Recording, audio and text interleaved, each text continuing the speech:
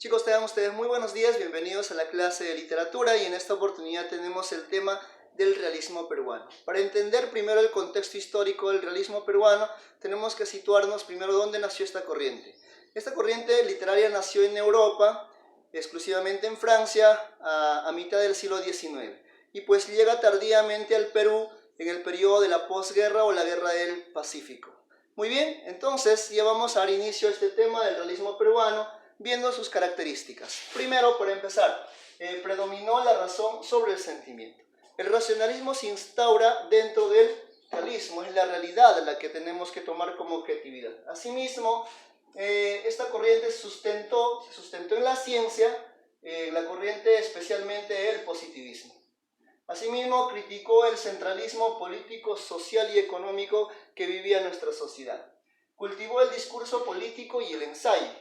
Asimismo, denunció la explotación del indio y por último, se sustentó el radicalismo político-social que era como corriente que estaba pidiendo aquel entonces nuestra literatura. Bien, asimismo tenemos dentro de esta literatura a representantes. En este caso se instauran figuras femeninas como tenemos a Clorinda Mato de Turner, asimismo Mercedes Cabello de Carbonera y pues también tenemos ya como figuras masculinas a Manuel González Prada y a Abelardo Gamarra del Tunante.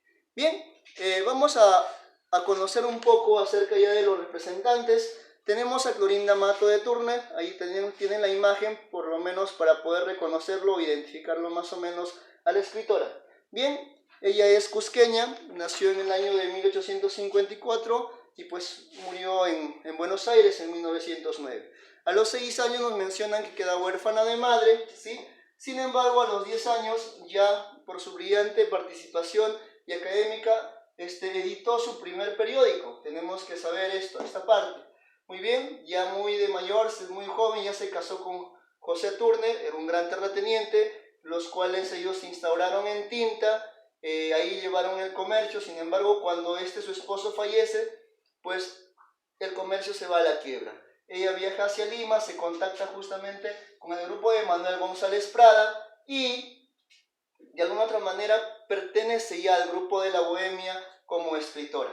Empieza a tener participación brillante, pues una de sus obras que lo llevó prácticamente a la cima, ¿no? O a la cúspide fue Ave sin nido, que fue publicada en el año 1889. Sin embargo, tenemos que saber que esta obra causó escándalos, ya que nos cuenta la historia de Manuel y Margarita, que son dos hermanos, que ellos no saben que son hermanos, que fueron pues ellos engendrados en dos indias diferentes por el padre de la iglesia, el sacerdote de la comunidad de Quilla. Definitivamente en Ave sin nido nos va a narrar la bendita trilogía que hay dentro de nuestras autoridades, juez, gamonal y cura, lo que enjuicia definitivamente nuestra escritora Clorinda Mato de Turner. Muy bien, por eso causa bastante polémica y también escándalo en ese momento. Muy bien, entonces ahora vamos a tener a Manuel González Prada, un poquito para reconocerlo, la imagen ahí tenemos, ¿no? Y una de sus frases que también lo consideramos, a ver, es uno de los hombres considerados bastante, podríamos decir, inconformista, un inconformista social, que lo vamos a ver por qué. Bien, él es limeño, él nace en el año 1844 a 1918, ¿no? Bien, él cultivó el discurso político y asimismo fue un ensayista de primera, podríamos decirlo así. ¿Por qué? Porque primero, para empezar, fue el precursor modernista, considerado el precursor del modernismo hispanoamericano. Asimismo fue el gran innovador. ¿Por qué? Porque en todas sus obras predominó tanto la forma y el contenido. Asimismo, criticó duramente el centralismo de los políticos, ¿no? La corrupción moral y social y la explotación del indio. A ver, para empezar, él era aristocrático. Sin embargo, se consideró antiaristocrático. Anticlerical porque no estaba de acuerdo con la iglesia. Antilimeño porque nuestra sociedad de aquel entonces tampoco. Él vio duramente la guerra, en la guerra del Pacífico, que como los limeños en parte no afrontaron esta guerra con tanta valentía, mucho menos los quienes nos dirigían. Asimismo, antihispanista, que lo vamos a ver líneas abajo, ¿por qué? ¿Por qué estaba en contra de la cultura o el idioma incluso castellano, vamos a darnos cuenta luego. Y antichileno, ¿por qué? Porque definitivamente odiamos de alguna otra manera a un país vecino que es Chile. Bien, tomando como base esto a Manuel González Prada, pues tenemos muchas obras de él, como por ejemplo en las obras líricas tenemos minúsculas, presbiterianas, tenemos exóticas, baladas peruanas y asimismo gráficas. Asimismo tenemos en la prosa, en sus obras en prosa, Horas de lucha, Bajo el oprobio, Propaganda y ataque, Anarquía, y por último tenemos Páginas libres, que vamos un poquito a resumir a continuación. Páginas libres, para empezar, ¿sí? En esta obra tuvo una actitud totalmente inconformista.